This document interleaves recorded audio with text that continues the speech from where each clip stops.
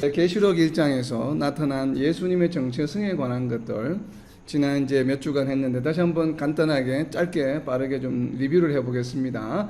우선 계시록 1장 4절과 6절에는 삼위일체 하나님이라고 하는 관점에서 예수님이 가지고 있는 것을 성부 아버지의 또 그런 정체성과 또 더불어서 세 가지로 표현이 됐습니다. 영원한 존재, 바로 하나님 아버지에 대한 모습이죠. 영원한 존재. 그리고 또 부활의 첫 열매가 되셨다고 하는 것, 그리고 구원자이시다라고 하는 이러한 세 가지 어떻게 보면 신성에 좀 초점이 맞춰져 있고, 그리고 계시록 1장 12절부터는 이제 본격적으로 예수님을 직접적으로 표현하고 있는 파트죠. 그래서 보면 첫 번째는 12절부터 13절까지는 수직적인 관계라는 측면에서 하나님과 성도의 관계, 그래서 성도의 관점에서 바라본 예수님의 정체성입니다. 그래서 보면은 이 촛대를 사이를 거니시는 분으로 표현한 것은 바로 빛으로 오신 예수님, 교회와 예수님과의 관계에 우리가 비추어 볼 수 있겠죠. 그리고 두 번째는 사람의 아들로 오신 예수님, 인자로 오신 예수님, 그리고 바로 인자로 오셨다는 얘기는 구약에서 예언하고 계신 바로 메시아라는 얘기죠. 그리고 계시록 1장 13절에 나와 있는 발에 끌리는 옷은 바로 왕으로 오신 하나님과 같은 존재라고 하는 바로 그러한 의미를 띈다고 좀 볼 수 있겠습니다. 그리고 13절에 나와 있는 가슴에 금띠를 띠고 있다라고 하는 것은 바로 중보자 예수님을 저희들은 좀 예표하지 않나 이렇게 이제 해석을 해봅니다. 그리고 이어지는 계시록 1장 14절부터 15절까지는 좀 수평적인 관계, 결국은 이 세상 모든 사람들의 관점에서 바라본 예수님입니다. 그래서 14절에 나와 있는 머리털이 흰 양털같이 눈과 같이 희다라고 하는 이 백발의 의미는 바로 백보자 심판자로서 오신 예수님이다 라고 이렇게 이제 저희들이 해석을 해보고, 그리고 이어지는 눈이 불꽃 같고 그리고 발이 주석과 같이 빛이 난다라고 하는 이 표현은 바로 모든 인류의 역사, 그러니까 지금 다니엘이 계시를 받았던 그 시대로부터 최후 마지막 날까지 모든 역사를 직접 주관하시는 역사의 주관자로 오신 예수님이다라고 이렇게 이제 좀 저희들이 해석을 해보았습니다. 그리고 15절에 나와 있는 많은 물소리는 바로 이제 세상의 심판자, 결국 많은 물소리는 세상의 심판자이기 때문에 결국 이제 세상의 심판을 다르게 표현하면 계시록에서는 대환란으로 표현이 되죠. 우리가 뒷부분에 나와 있는 바로 그러한 일곱 인이라든지 일곱 나팔, 일곱 대적과 같은 이제 이 대환란, 그리고 이제 바로 그러한 마지막 날에 대한 심판의 어떤 세상의 심판자로서 오신 예수님, 이렇게 세상 사람들이라는 관점에서 바라본 이 세 가지, 결국은 백보자 심판자이시요, 대환란의 심판자이시요, 그리고 역사의 주관자이시다라고 이제 저희들이 이렇게 좀 해석을 해보았습니다. 그리고 16절부터 18절까지는 예수님의 역할에 조금 포커스가 맞추어져 있는, 어떻게 보면 좀 이제 프랙티컬하게 실질적으로 예수님이 이 땅에서 우리의 삶 가운데 어떻게 역할하시는가에 좀 초점이 맞추어져 있다고 볼 수 있습니다. 그래서 16절에 보면 일곱 별과 좌우의 날선 검, 그리고 얼굴이 해와 같이 빛난다고 하는 것을 보면 말씀의 역사에 관한 것이다. 결국 바꾸고 이야기하면 이 땅에서의 복음 전거의 주관자이시요, 또 복음 전거의 핵심이요, 복음 전거의 어떻게 보면 핵심 내용이 되신 바로 예수님이라는 얘기죠. 그래서 말씀이 우리 삶 가운데 어떻게 역사하며 번져나가는가, 퍼져나가는가, 다르게 표현하면 복음이 전거되는가, 하나님의 나라가 완성되어 가는가, 그게 모든 주관자이요 그 핵심 내용 주체가 되시는 바로 예수님의 역할에 우리가 지난주까지 좀 포커스를 맞춰봤습니다. 오늘은 이제 두 번째 바로 예수님의 역할에 관한 것입니다. 계시록 1장 17절입니다. 어떠한 속성이 여기에 나타나 있는지 한번 표시해 보시기 바랍니다. 계시록 1장 17절입니다. 내가 볼 때에 그의 발 앞에 엎드려져 죽은 자 같이 되매 그가 오른손을 내게 얹고 이르시되 두려워하지 말라 나는 처음이요 마지막이니. 아멘. 자, 어떤 키워드가 보입니까? 예수님의 속성을 나타내는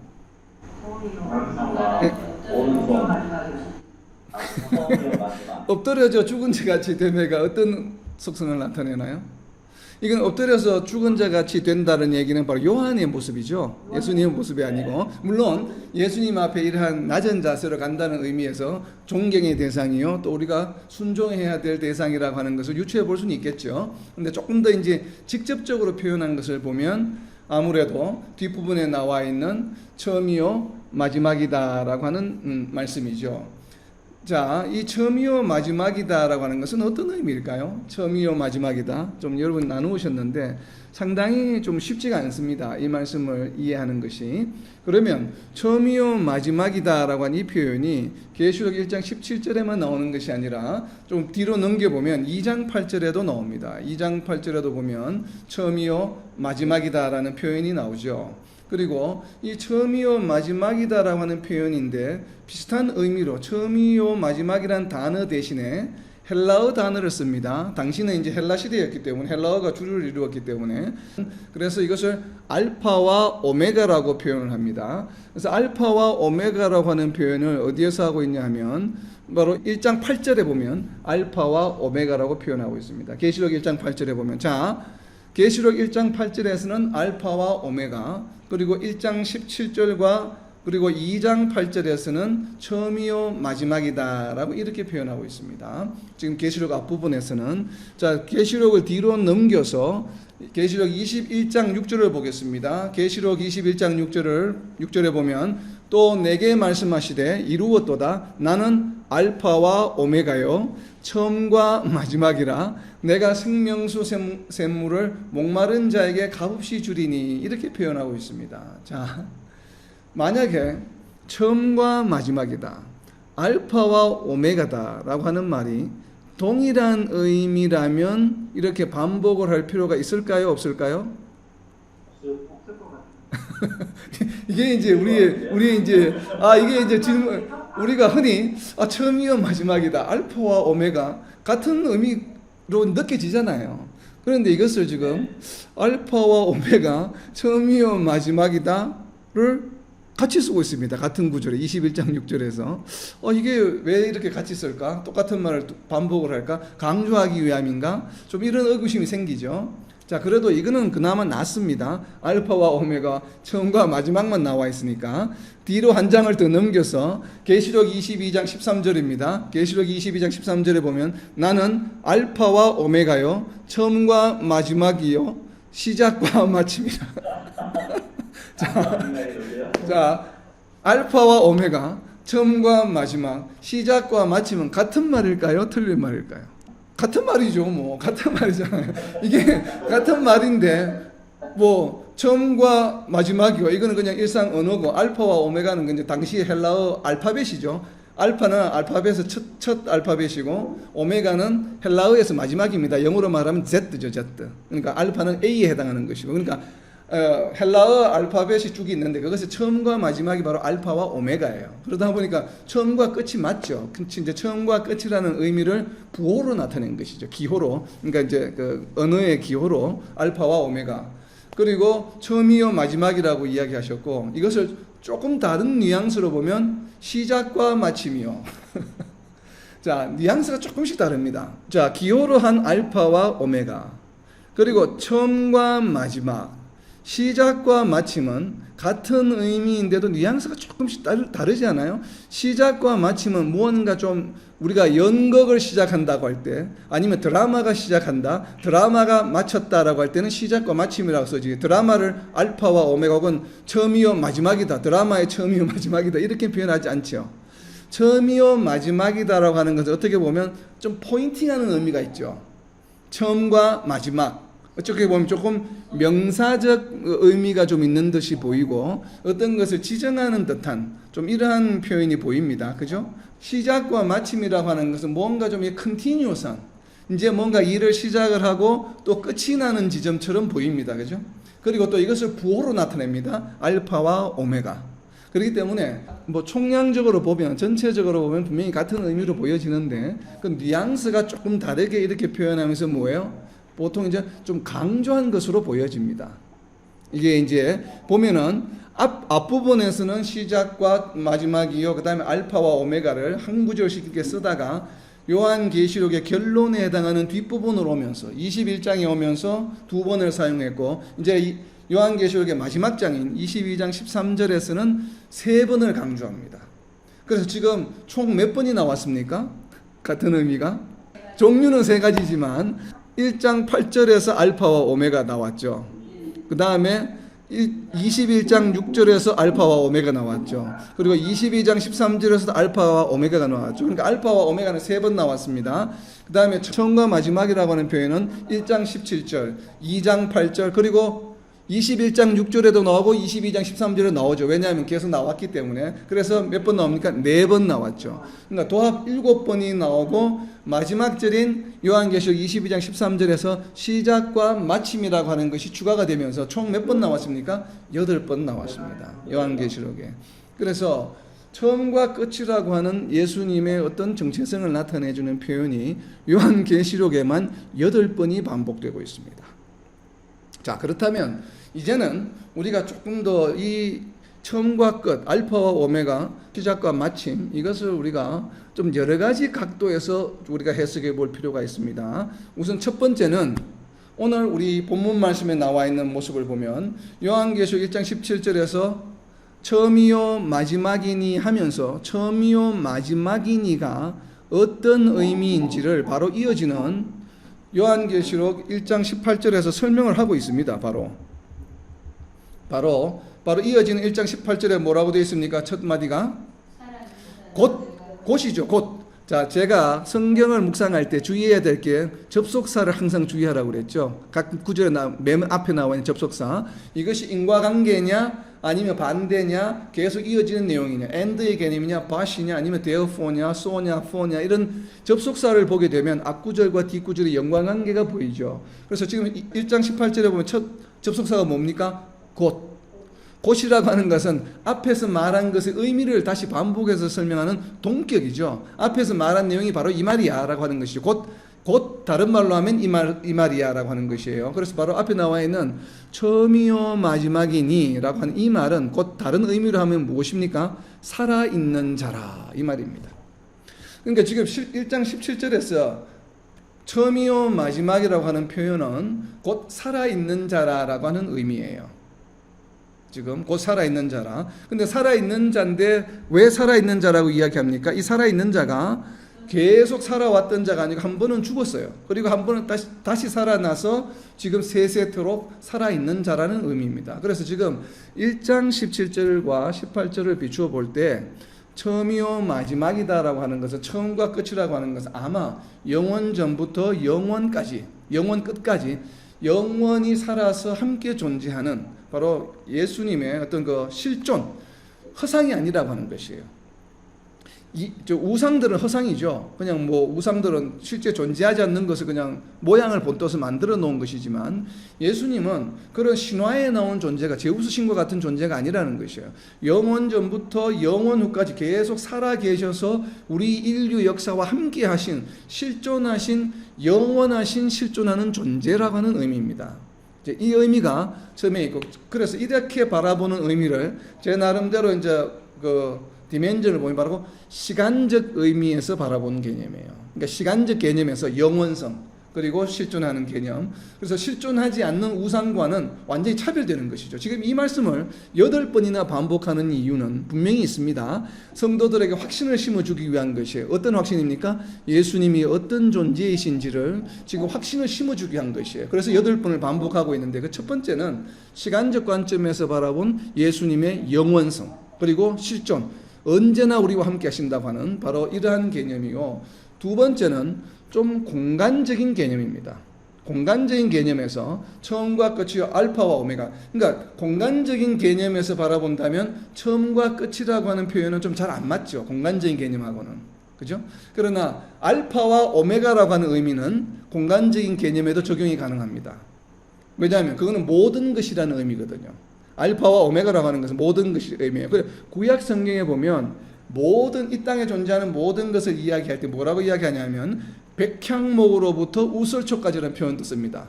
그게 뭔가 하면 백향목은 키가 상당히 큰, 그러니까 식물 중에서 가장 키가 큰 나무로 알려져 있습니다. 그러한 나무와 우설초는 무엇인가 하면 거의 이끼와 같은 작은 것이에요. 이것도 역시 식물입니다. 그래서 식물의 가장 작은 것으로부터 가장 큰 것까지 말한다는 얘기는 이 세상 모든 만물을 의미한다라고 이제 우리가 유추 해석이 가능하죠. 바로 그런 것처럼 알파와 오메가라고 하는 이러한 표현은 어떻게 보면 모든 것을 의미합니다. 그래서 공간적인 측면에서 보면 모든 공간에 존재하시는 분, 우리가 하나님의 특성을 배울 때 내재성이라고 하는 걸 배웠죠. 내재성. 그러니까 모든 만물에 하나님이 깃들어 있다라고 하는 바로 그 내재성을 말합니다. 바로 이러한 그 알파와 오메가라고 하는 의미로부터 예수님의 내재성, 예수님이 이 땅 모든 만물에 존재한다고 하는 것이에요. 하나님의 그러한 속성, 바로 이러한 것을 유추해 볼 수 있지 않는가 하는 생각이 들고, 그리고 세 번째는 하나님께서 우리의 삶 가운데 우리의 인생과 더불어 함께 하시는 것, 바로 이제 그 역사하시는 것이죠. 역사하시는 것을 보면 그런 역사하시는, 섭리적으로 역사하시는다는 관점에서 보면 알파와 오메가는 처음이요 마지막이요 시작과 마침이라고 하는 것은 항상 모든 일에 동일하게 언제 어떠한 판단을 하시고 일을 행하시더라도 그 기준이 변하지 않는다라고 하는 것이에요. 그리고 우리와 항상 함께 하시면서 우리에게 도움을 주시는, 바로 어떠한 일을 해결해 주시는 분이시다. 바로 하나님의 변함이 없으심, 그러니까 신실하심을 나타내는 것이에요. 신실하심을 나타낸다고 볼 수 있겠죠. 역사적인 어떤 하나님의 역사라는 관점에서 바라보면, 그 신실하심과 더불어서 하나님의 역사라는 관점에서 바라보면 하나님은 못하실 일이 없다. 즉 예수님은 못하실 일이 없다고 하는 바로 전지전능하심과도 연관이 있습니다. 그래서 이런 어떤 섭리라고 하는 관점에서 바라본다면, 역사적인 관점에서 바라본다면 신실하심과 전능하심의 속성을 나타내는 것이다. 예수님의. 자, 그렇게 좀 이해가 됩니다. 자, 그리고 이제 마지막으로는 좀 관념적인 측면에서 바라볼 텐데, 이 관념적인 측면에서 바라보는 것은 우리가 구약 말씀을 좀 하나 찾아볼 필요가 있습니다. 이사야서 44장 6절입니다. 이사야서 44장 6절입니다. 이스라엘의 여호와 이스라엘의 구원자인 만군의 여호와가 이르노라. 나는 처음이요 나는 마지막이라. 나 외에 다른 신이 없느니라. 아멘. 자, 여기에서 이사야서 44장 6절에서 나는 처음이요 나는 마지막이라. 그러니까 계시록에서 처음 사용하신 말씀이 아니죠. 분명히 구약에 나오는 말씀입니다. 처음이요 마지막이다라고 하실 때 처음이요 마지막이라고 말하신 이유는 뭡니까? 지금 여기서 말하는 의도는 왜 여호와께서 나는 처음이요 마지막이라고 말씀하셨을까요? 나 외에 다른 신이 없다는 것이에요. 이것이 바로 처음이요 마지막의 의미입니다. 이 지금 이사야서 44장 9절에서는 그렇다는 얘기는 처음이요 마지막이라고 하는 것은 모든 것이야. 그럼 결국은 신적 존재 가운데서 내가 모든 것이야 라는 얘기는 뭐예요? 그래서 신이라고 하는 존재는 내가 모든 것이야. 그리고 나 위에는 어떤 것도 신의 존재로 여겨질 수가 없다라고 하는 것이에요. 이걸 다르게 표현하면 무엇입니까? 한 단어로 이야기하면 바로 유일신이죠. 유일신. 그러니까 처음이요 마지막이요 알파와 오메가요 시작과 마침이라고 하는 의미는 우리가 이제 하나님 어떻게 보면 관념적인 측면에서 바라보면 유일신에 관한 이야기입니다. 우리가 그럼 예수님도 마찬가지죠. 바로 예수님이 바로 유일하신 분이다라고 하는 그런 의미입니다.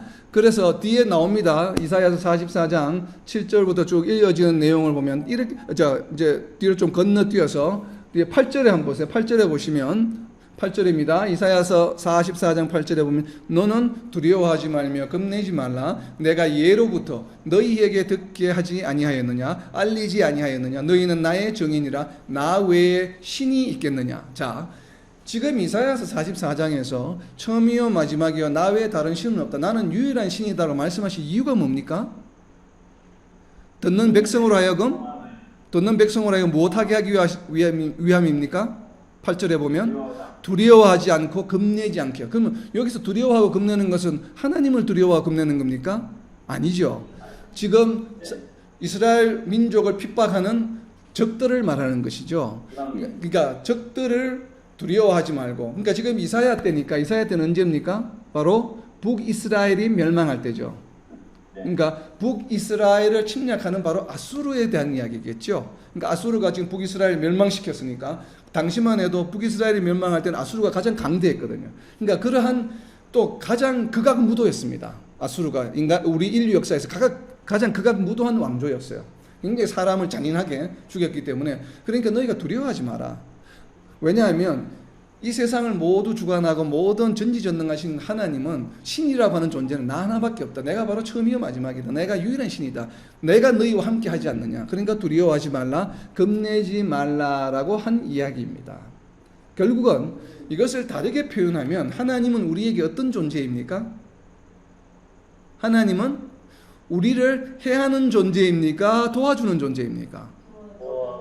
바로 하나님은 우리와 함께 하시면서 우리가 역경에 처할 때, 어려움에 처할 때 우리를 어떻게 해주시는 분이에요? 도와서 구원해 주시는 분이다라고 하는 것을 설명하기 위함이에요.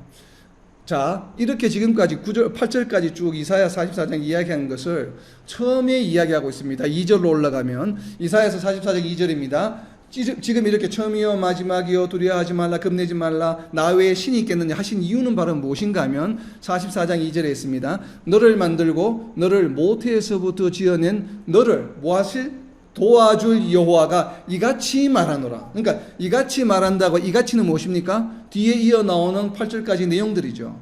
이같이 말하는데 이것을 말하는 그 이유가 무엇이에요? 여호와는 어떤 존재이기 때문에 너희를 도와줄 존재다라고 하는 것이죠. 그러니까 걱정하지 마라. 두려워하지 마라. 이 세상 모든 것을 주관하는 유일한 신이야 내가.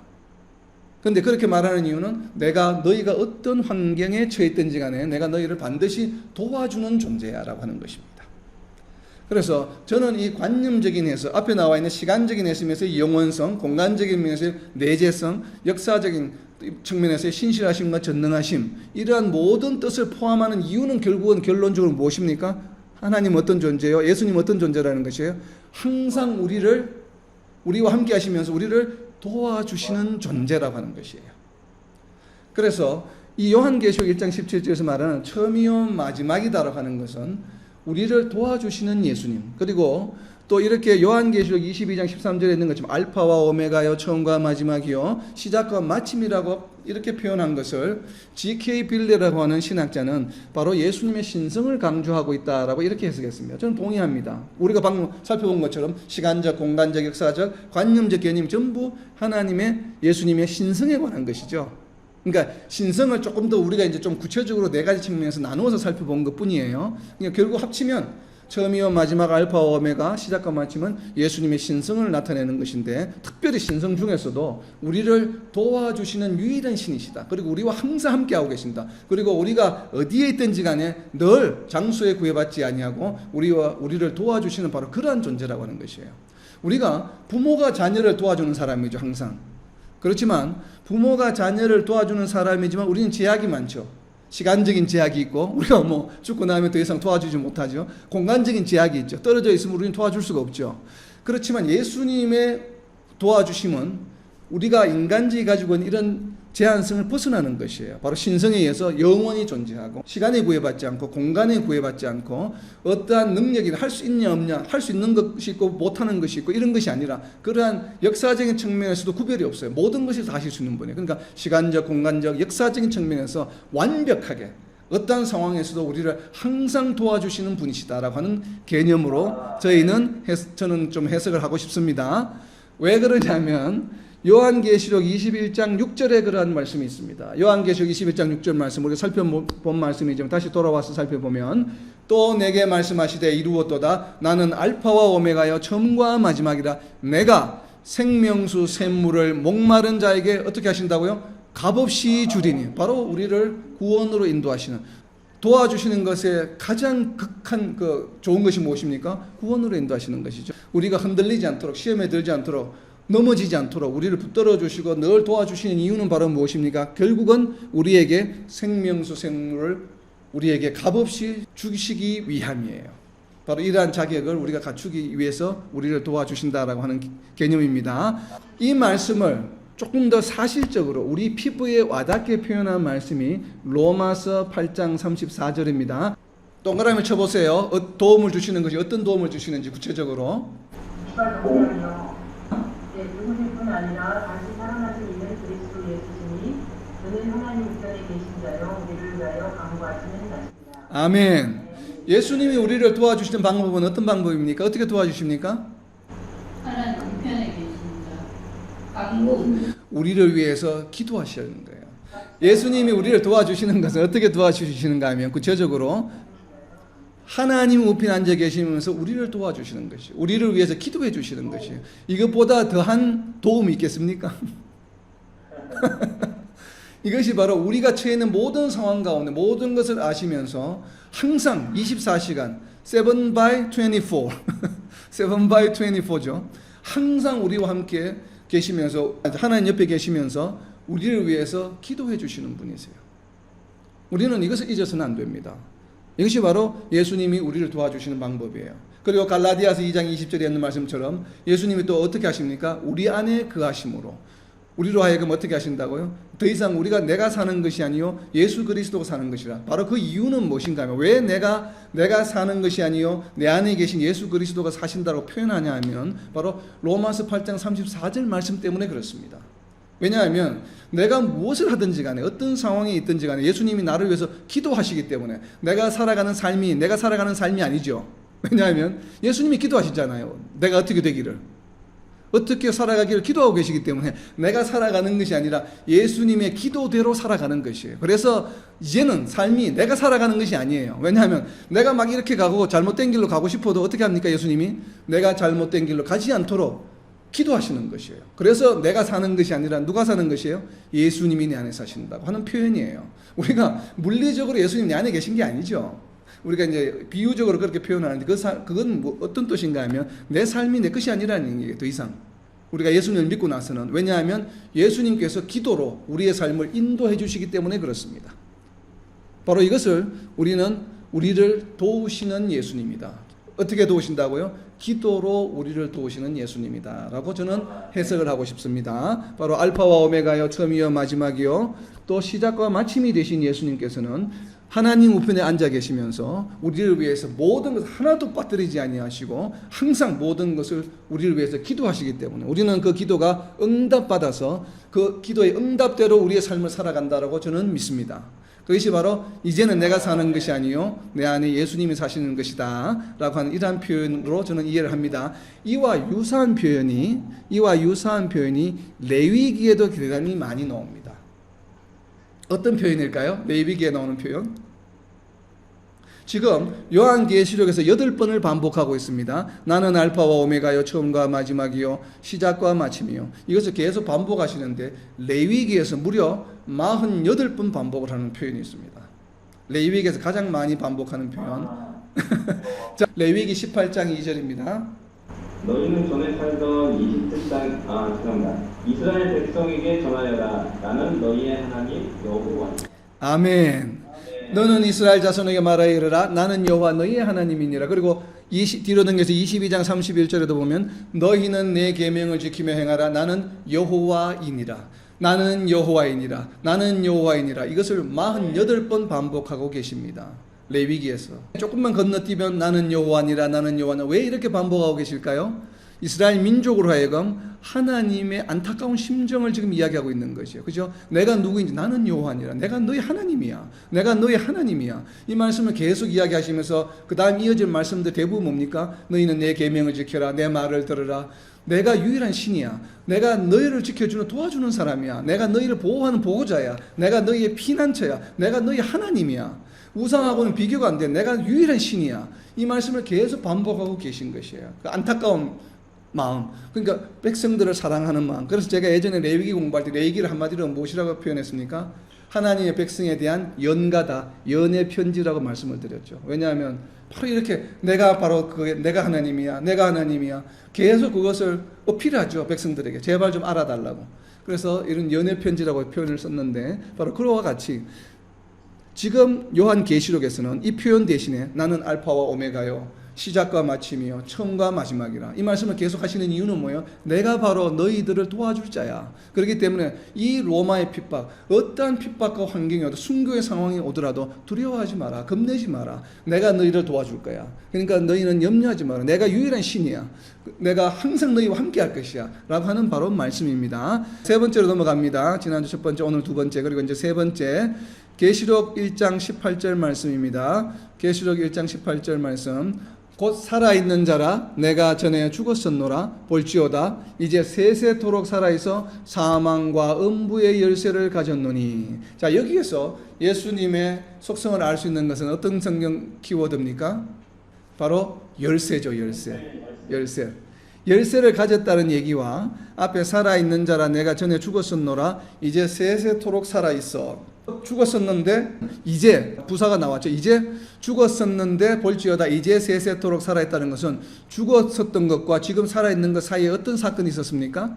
부활이 있었죠. 죽었었는데 지금 세세토록 살아있는 거니까 죽었다가 지금 부활. 부활이라고 하는 것이 지금 기록은 안 돼 있지만 그 행간에 지금 그런 의미가 포함되어 있는 것이죠. 전에 죽었었노라 볼지어다 이제 세세토록 살아있어 사망과 음부의 열쇠를 가졌노니 라고 이야기하는 것입니다. 그렇다면 여기서의 열쇠는 어떤 열쇠일까요? 사망과 음부의 열쇠인데 이 사망과 음부가 이제 해석이 다양하게 나옵니다. 그래서 여기서 말하는 사망과 음부는 저는 조금 좁은 의미로 해석하고 싶습니다. 그냥 일반적인 좀 넓은 의미보다는. 왜냐하면 사망과 음부의 열쇠 요 구절만 보면 다양하게 사망과 음부를 주관하시는 컨트롤러의 역할을 한다. 물론 당연히 그렇게 해석할 수 있습니다. 또 그렇게 해석하시는 신학자들도 있습니다. 중요한 신학자들께서도 그렇게 해석하시는데 저는 개인적으로 1장 18절 전체의 맥락에서 보면 조금 내로우 다운해서 좀 좁혀서 해석할 필요가 있겠다는 생각이 듭니다. 왜냐하면 앞에 나오는 말과 연관이 있기 때문에 그렇습니다. 지금 예수님께서 사망과 음부의 열쇠를 가지게 된 근거가 무엇입니까? 죽었다가 다시 살아나셨기 때문에 사망과 음부의 열쇠를 가지게 된 것이에요. 그렇다는 얘기는 죽었다가 다시 살아났다고 하는 것을 다르게 표현하면 무엇입니까? 바로 부활하셨기 때문에 사망을 이기셨거든요. 죽음을 이기셨거든요. 죄를 이기셨거든요. 그리고 죄를 사할 수 있게 되었거든요. 우리가 사함을 받을 수 있게 되었거든요. 왜냐하면 그렇기 때문에 우리는 부활해서 물론 이제 불신자들도 다 부활하지만 부활한 후에 불못에 던져지고 영원한 천국에 나누어지지만 그런 영원한 천국에 들어갈 수 있게 된 것은 바로 무엇이에요? 우리의 믿음으로 인해서 바로 이 부활에 의해서 사망과 음부는 우리가 죽음을 공부할 때 뭐로 해석을 했습니까? 사망은 성도의 죽음, 음부는 불신자의 죽음. 우리가 보통 이렇게 이제 해석할 가능성도 있다고 했죠. 그래서 사망과 음부라고 했던 것은 바로 죽은 자들을 다시 어떻게 한다고요? 부활시키시는 열쇠를 가지고 계신다는 것이에요. 그러니까 죽은 자들을 다시 부활시킬 수 있다는 이 열쇠를 가졌다고 있는 표현. 즉 음부는 무엇입니까? 음부는 또 다르게 표현하면 신약 성경에 보면 뭐 구덩이 또 이렇게 표현도 나오죠. 아비시스라고 하는 바로 이제 음부라고 하는 것이 또 그렇게도 표현이 되는데 성도들은 죽은 자들은 육신은 땅으로 그리고 영혼은 지금 예수님과 함께 있지만 그러나 불신자들은 음부에 지금 갇혀 있는 것이죠. 바로 그러니까 여기로부터 나오게 할 수 있는 바로 열쇠를 가지고 계신다. 그리고 부활하고 나서는 불못에 던져지고 또 영원한 천국에 가는 것을 결정권을 가지고 계시기 때문에 바로 그 열쇠를 말하는 것이죠. 그래서 부활과 영생, 부활과 영원한 사망 이것이 갈림길이 되는 것에 바로 열쇠를 가지고 있다라고 이제 이렇게 해석이 됩니다. 요한계시록 20장 13절에 보면 이것을 뒷받침해 주는 말씀이 있습니다. 요한계시록 20장 13절입니다. 바다가 그 가운데에서 죽은 자들을 내주고 또 사망과 음부도 그 가운데에서 죽은 자들을 내주매 각 사람이 자기의 행위대로 심판을 받고 바로 백보자 심판에서 이야기죠. 바로 이것이 키죠.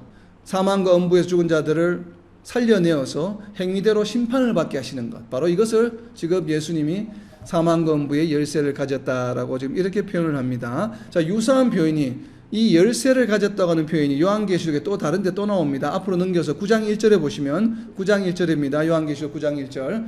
다섯째 천사가 나팔을 불매 내가 보니 하늘에서 땅에 떨어진 별 하나가 있는데 그가 무저갱의 열쇠를 받았더라. 무저갱은 뭐 하는 곳이에요? 지금 귀신들이 사탄들이 갇혀져 있는 곳이죠. 나중에 사탄이 갇히는 곳이 바로 무저갱이죠.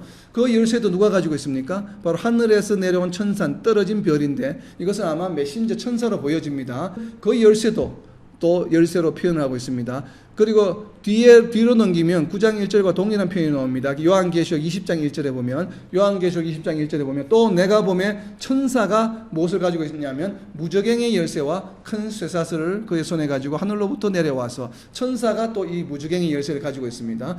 이 열쇠 그러니까 결국은 예수님이 가지고 계신 열쇠 바로 이 음부와 사망 즉 무저갱 바로 이것에 대한 컨트롤 이것에 대한 키를 지금 가지고 계시다는 것이죠. 바로 그렇게 좀 우리가 해석해 볼 수 있습니다.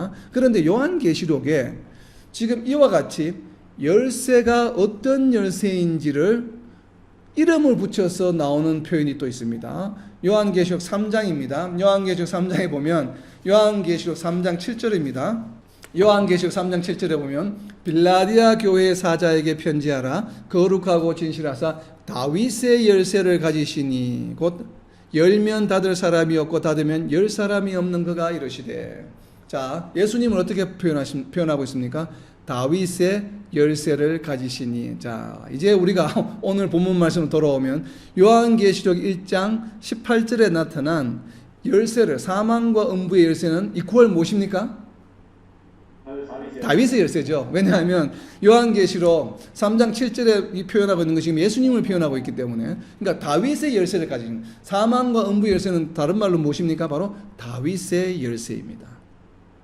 자, 이 다윗의 열쇠라는 표현이 요한계시록에 처음 나오는 말씀이 아니에요. 요한계시록 3장 7절 옆에다 적어 놓으세요. 이사야서 22장 22절입니다. 22장 22절. 자, 이사야서 22장 22절입니다. 내가 또 다윗의 열쇠를 그의 어깨에 두리니 그가 열면 닫을 자가 없겠고 닫으면 열 자가 없으리라. 여기서 말하는 그는 메시아를 의미하겠죠. 그래서 결국은 다윗의 열쇠를 가진 자가 누굽니까? 바로 요 이사야서에서 예언하고 있는 메시아라는 얘기예요. 이제 이해가 됩니까? 그래서 지금 요한계시록 1장 18절에서 이야기하는 열쇠, 사망과 음부의 열쇠를 가졌다는 얘기는 어떤 열쇠입니까? 이사야서 22장 22절에서 이야기했던 다윗의 집의 열쇠를 가진 자예요. 그렇다면 당시에 초대교회 성도들이나 유대인들은 이것이 이사야서에서 예언하고 있는 바로 메시아를 의미하는 거구나. 그러니까 예수님은 메시아시구나. 바로 그 사망과 음부의 열쇠, 열면 닫을 자가 없고 닫으면 열 자가 없는 바로 이 다윗의 열쇠를 가지시니구나. 바로 이것은 우리로 하여금 영생에 들어가게 하고 또 불못에 던져지게 하는 그런 권한을 가지신 분이구나. 바로 메시아이시구나. 이런 것을 지금 표현하는 것이에요. 그래서 결국은 다시 표현하면 무엇입니까? 이 열쇠를 가졌다고 하는 표현은 바로 부활의 주권자예요. 부활의 주권자여 영생으로 들어가는 길의 주권자이시는, 우리가 우리의 영생과 불못에 던져지는 그러한 주권을 가지신 주권자라고 하는 거예요. 부활의 주권자. 그러니까 부활이라고 하는 게 좀 좁은 의미로 성도들의 영생에 의한 부활, 영생 부활. 그러니까 불못에 던져지는 부활이 아니라, 물론 그것도 권한을 갖고 있지만 기본적으로는 영생으로 이르게 하는 바로 그러한 부활의 주권자, 부활하신 주권자, 부활에 관여하시는 자, 부활을 주관하시는 분이라고 하는 그러한 의미로 좀 해석을 하고 싶습니다. 자, 그러면 이제는 조금 우리가 번외로 나와서 열쇠라는 표현이 나왔으니까 성경에 나오는 열쇠가 세 가지 열쇠가 나옵니다. 성경에 무언가를 연다라고 하는 표현, 무언가를 열어준다고 하는 표현, 하나님의 속성 중에 세 가지의 열쇠가 있는데 데이비드 오네라고 하는 신학자가 좀 이렇게 주석을 하고 있습니다. 상당히 재미있습니다. 공감이 가고. 그래서 데이비드 오네라고 하는 분이 바로 세 가지 열쇠에 대해서 이야기를 하고 있는데, 방금 우리가 살펴본 바로 부활의 열쇠, 그리고 두 번째는 무엇인가 하면 신명기 28장 12절입니다. 어떤 열쇠인지 여러분 한번 표시를 해보세요. 여호와께서 너를 위하여 하늘의 아름다운 보고를 여시사 네 땅의 때를 따라 비를 내리시고 내 손으로 하는 모든 일에 복을 주시리니 네가 많은 민족에게 구워줄지라도 너는 꾸지 아니할 것이요. 아멘. 어떤 열쇠입니까? 아름다운 복의 열쇠. 역시 우리는 복에 포커스가 좀 더 가는군요. 보면 열쇠를 연다, 뭔가 지금 안 되는 것을 되게 하는 것이 무엇입니까? 보고를 여시사, 하늘의 아름다운 보고를 여셔서 어떻게 합니까? 보고의 결과가 무엇입니까? 비를 내려주시는 것이에요. 비를 내리시고 내 손으로 하는 모든 일에 복을 주시리니, 바로 여기서 말하는, 우리가 복을 준다는 건 굉장히 추상적인 개념이고, 하나님께서 가지고 계신 키 중에 하나는 바로 뭐냐면 하늘 문을 여셔서 비를 내려주시는 열쇠예요. 그러니까 비의 열쇠라고 이렇게 해석을 했습니다. 아주 재미있는 해석입니다. 공감이 갑니다. 그리고 세 번째 열쇠는 무엇인가 하면 창세기 30장 22절입니다. 창세기 30장 22절입니다. 하나님이 라헬을 생각하신지라 하나님이 그의 소원을 들으시고 그의 태를 여셨으므로, 바로 무엇에 관한 열쇠입니까? 태를 여는 열쇠, 바로 인간의 출생에 관한 열쇠입니다. 그러니까 인간의, 사람의 출생은 누구에게 권한이 달려 있습니까? 바로 하나님이 주관하신다고 하는 것이에요. 비가 오고 안 오고는 누가 주관하십니까? 하나님이 주관하시는 것이에요. 우리가 부활하고 안 하고 누가 주관하십니까? 바로 하나님이 주관하신다. 바로 그래서 이제 성경에 나오는 세 가지 열쇠를 이 데이비드 오네라고 하는 신학자는 이렇게 좀 정리를 했습니다. 아주 재미있는 해석에서 제가 한번 소개를 해드렸습니다. 부활의 주관자이다, 부활의 주권자이다, 영생의 주권자이시다라고 하는 예수님을 이렇게 설명하고 있는 이유는 무엇일까요? 이렇게 설명하고 있는 이유는 바로 당시 성도들이 처해 있는 순교의 상황에 대한 두려움을 드러내기 위한 것이죠. 이게 내게 하면, 왜냐하면 너희가 순교당해서 설사 순교한다 할지라도 어때요? 너희에게 무엇이 있습니까? 부활이 있죠. 그 부활도 어떤 부활입니까? 순교자는 백보자 심판에 참여하는 첫째 부활의 보상의 축복이 있어요. 그러니까 두려워하지 말라면, 왜? 그 권한이 내게 있다 이 말이에요. 내게. 그 권한을 다른 이가 가지고 있는 것이 아니라 바로 내가 가지고 있어. 부활의 권한을. 그러니까 너희가 이 순교를 두려워하지 말라 하는 것이에요. 그 얘기가 어디에 나오냐면 요한계시록 2장 13절에 나옵니다. 요한계시록 2장 13절에 보면 네가 어디에 사는지를 내가 아노니 거기는 사탄의 권자가 있는 데라. 네가 내 이름을 굳게 잡아서 내 충성된 증인 안디바가 너희 가운데 곧 사탄이 사는 곳에서 죽임을 당할 때에도 나를 믿는 믿음을 저버리지 아니하였도다. 바로 이것이에요. 순교하는 상황. 이 순교하는 상황 때문에 부활의 주권자가 바로 예수님이 부활의 주권자라고 설명하고 있는 것입니다. 그렇기 때문에 부활의 주권자이신 예수님을 믿는 우리는 순교를 두려워할 이유가 없겠죠. 물론 순교하는 상황이 오게 되면 우리로 하여금 두렵지 않게 해주십니다. 그건 우리의 의지나 능력으로 되는 것이 아니기 때문에 성령께서 우리와 함께 하시고 또 예수님께서 기도해 주시기 때문에 순교의 상황도 우리는 극복해 나갈 수 있다고 저는 믿습니다. 바로 그것이 바로 예수님이 부활의 주권자가 되셨다고 하는 개념이에요. 그래서 좀 이렇게 우리가 지금 살펴본 것처럼 지난주와 이번 주에 이어서 요한계시록 1장 16절부터 18절까지 바로 예수님의 역할에 초점을 맞춘 세 가지는 무엇이었습니까? 말씀의 역사, 복음 전거의 주관자가 되시는 것, 그리고 도우시는 예수님, 바로 신성으로서 도우시는 예수님, 그리고 부활의 주권자가 되셨다라고 하는 이 세 가지입니다. 자, 그리고 이제 마지막으로 이어지는 19절 말씀입니다. 요한계시록 1장 19절 말씀. 그러므로 네가 본 것과 지금 있는 일과 장차 될 일을 기록하라 라고 하는 것. 그래서 여기서 본 것은 바로 1장에 나타난 예수님의 모습, 그리고 지금 있는 일은 2장 3장에 있는 7교회 현재의 모습, 그리고 장차 될 일은 요한계시록 4장부터 22장까지의 모든 일들이다 라고 대부분의 많은 분들이 이렇게 해석을 합니다. 많은 분들이. 그래서 이것을 우리는 시간적 흐름으로 바라본 해석이라고 이제 바라볼 수가 있습니다. 그리고 본 것, 지금 있는 일, 장차 될 일이라고 이렇게 표현했죠. 그러니까 몇 차원입니까? 3차원이죠. 3중. 본 것, 지금 있는 것, 장차 일어날. 이렇게 세 개의 관점에서 세 가지 디멘전으로 해석을 했습니다. 저는 개인적으로 여기에 동의하지 않습니다. 아주 이제 유명한 신학자 중에 레온 모리스라고 하는 이 신학자를 포함해서 많은 분들이 이렇게 해석을 합니다. 그러면 제가 이제 질문을 하나 드릴게요. 여기서 지금 본 것은 요한계시록 1장에서 본 예수님의 환상이다라고 이제 해석을 하는데, 그렇다면 7인이나 7대접이나 7나팔은 요한이 본 것입니까? 보지 않고 들은 것입니까? 본 것이죠. 그러면 뒤에 나오는 6장부터 20장까지 나오는 뭐 백보자 심판의 모습이라든지 이 모든 것들은 본 것입니까? 그냥 들은 것입니까? 본 것이죠. 그럼 이것은 지금 이야기하고 있는 19절에서 이야기하는 본 것에 해당하지 않습니까? 그 본 것과 지금 1장 19절에서 이야기하는 네가 본 것 할 때 이 본 것은 요한이 본 것 모든 것을 말할까요? 요한이 본 것들 중에서 예수님의 환상만을 의미할까요? 요한이 성천했는지 어떤지는 모르겠죠. 상황이 환상을 보느라고 지금 하여튼 몸이 떠나 있는 상황이잖아요. 그 상황에서 본 모든 것을 말하겠죠.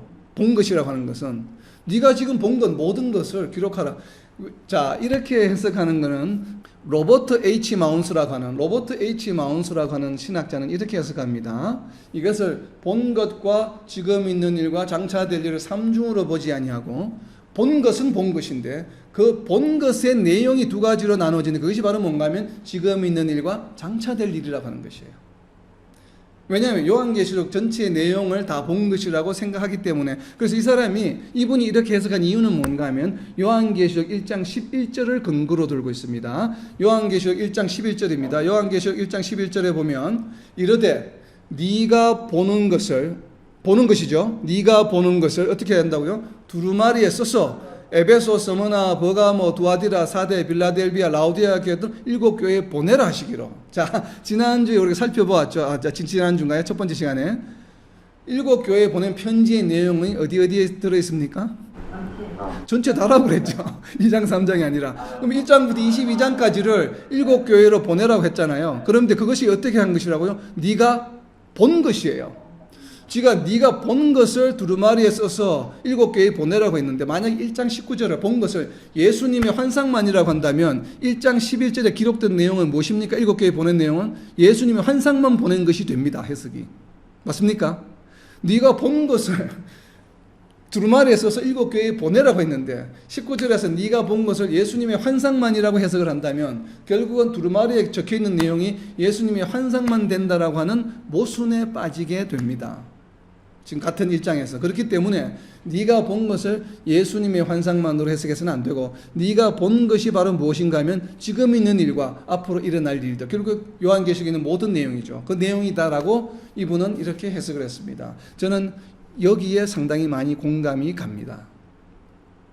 공감이 가는데 제 해석은 근거는 조금 다릅니다. 이분은 요한계시록 1장 11절을 근거로 이렇게 해석했지만, 물론 이 근거도 맞습니다. 이 근거도 맞기 때문에, 그러나 저는 여기에 보태서 또 하나를 더 근거해서 이렇게 해석하는 것이 맞다. 즉 이중으로 해석하는 게 맞다. 본 것이 바로 두 가지로 나눠지는데 지금 있는 일과 장차 될 일이라고 해석하는 것이 맞다고 저는 생각을 합니다. 그래서 바로 이러한 이유들 때문에 G.K. 빌레라고 하는 신학자는 어떻게 이야기하냐면, 우리가 처음에 알아본 시간적 흐름, 본 것은 예수님의 모습이요, 또 지금 있는 것은 7교회 2장 3장이요, 그 다음에 일어날 일은 4장 이후에 일어날 일이다. 이렇게 해석하는 것을 가장 설득력이 낮은 해석 방법이라고 이야기합니다. 왜냐하면 6가지 방법 정도가 있습니다. 이걸 해석하는 방법 중에. 그러니까 6가지 대표적인, 그 외에도 너무나 많은데 하여튼 대표적인 것만 하면 6가지 방법이 있습니다. 해석하는 방법이.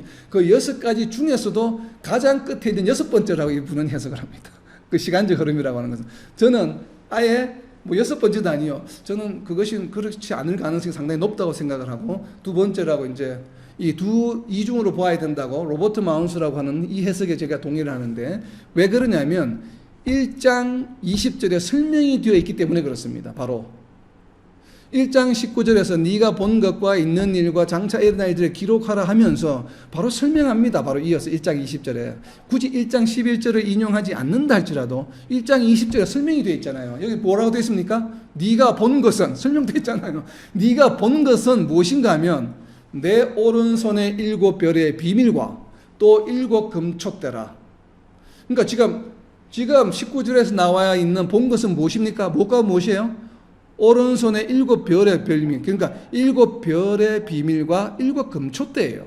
지금 본 것은. 맞습니까? 본 것을 설명하고 있잖아요. 7별의 비밀과 7 금촛대라. 그리고 또 이어서 설명합니다. 7별은 무엇이라고요? 7교회의 사자요. 7 촛대는 무엇이라고요? 7교회니라. 자, 그렇다면 7별의 비밀을 다른 말로 표현하면 무엇입니까? 7별의 비밀은 7별이 무엇이라고요? 7교회의 메신저죠. 사자, 말씀을 전하는 자. 결국 이 7별의 비밀이라고 하는 것은 메신저가 전하는 내용을 말하죠. 바로 7 메신저의 비밀입니다. 7 메신저의 비밀이라는 얘기 다르게 표현하면 7 메신저가 지금 7교회에 전하는 내용들을 말합니다. 그러니까 네가 본 것은 무엇인가 하면 7교회에 전하는 메시지의 내용이에요. 그리고 바로 7교회라는 얘기예요. 그래서 2장 3장에 나오는 7교회의 내용이 제가 무엇이라고 했습니까? 4장부터 22장까지 나오는 모든 내용들을 요약해 놓은 것이 2장 3장이라고 이야기했죠. 그래서 7교회에 보내는 메시지는 바로 뭔가 하면 요한계시록 1장부터 22장까지 전체의 내용이라고 이야기를 했죠. 그렇기 때문에 네가 본 것은 바로 무엇인가 하면 요한계시록 전체의 내용인데 바로 7교회의 현재의 모습과 그리고 장차 일어날 모든 일들이라고 하는 것이에요. 그것이 바로 요한계시록 2장부터 22장까지 기록되어 있는 내용들이기 때문에 그렇습니다. 그래서 지금 여기서 말하는 네가 본 것과 현재 있는 일과 일어날 일들은 무엇인가 하면 7 교회에 보낸 메시지의 내용들입니다. 그 메시지의 내용들은 크게 두 가지죠. 현재 너희가 처해 있는 상황과 그리고 장차 일어날 일들의 내용들이 바로 7 교회의 메시지에 포함되어 있기 때문에 그렇습니다. 이제 무슨 말인지 이해가 됩니까? 그렇기 때문에 이것을 시간적으로 해석하는 데는 저는 동의하지 않습니다. 맞지 않아요. 그렇게 하면 왜 맞지 않습니까? 1장 11절에 모순이 충돌이 되기 때문에 두루마리에 쓴 내용하고 맞지 않기 때문에 저는 거기에 기본적으로 동의하지 않습니다. 그리고 다른 해석 방법들은 어느 정도 동의할 여지가 있지만 시간적 흐름은 1장 11절 때문에 동의할 수가 없는 내용이기 때문이다. 보는 것을 두루마리에 쓰라고 했기 때문에 예수님이 환상만을 보았다가 이야기하기 때문에 모순이 되기 때문에 우리는 그렇게 해석할 수 없습니다. 자, 그래서 결론은 바로 7별의 비밀, 7 교회에 보낸 메시지의 내용이 바로 본 것이다. 그리고 그 본 것의 내용이 구체적인 것은 현재 있는 일과 바로 일어날 일들이다. 그리고 이 모든 앞으로 장차 일어날 일들, 또 현재에 있는 일은 무엇입니까? 현재 순교의 상황처럼 어렵고 힘든 상황을 말하죠. 바로 현재 그러한 일들과 그러니까 그러한 순교의 상황이 온다 할지라도 너희에게는 부활이라고 하는 장차 일어날 일들이 있어. 바로 이것이에요. 본 것이 중요한 게 무엇인가 하면 물론 대환란도 있고 막 징벌을 하는 것도 있지만 핵심 메시지는 무엇인가 하면 지금 너희가 보는 것은 순교를 당할 정도의 이 어려운 상황, 너희가 실제로 순교하는 바로 이 상황이 지금 있는 일이에요. 그리고 그렇지만 부활의 주권을 가지고 계시는 예수님이기 때문에 장차 일어날 일은 무엇인가 하면 너희가 부활해서 영생을 얻을 거야. 바로 이 내용입니다. 이것이 바로 무엇이에요?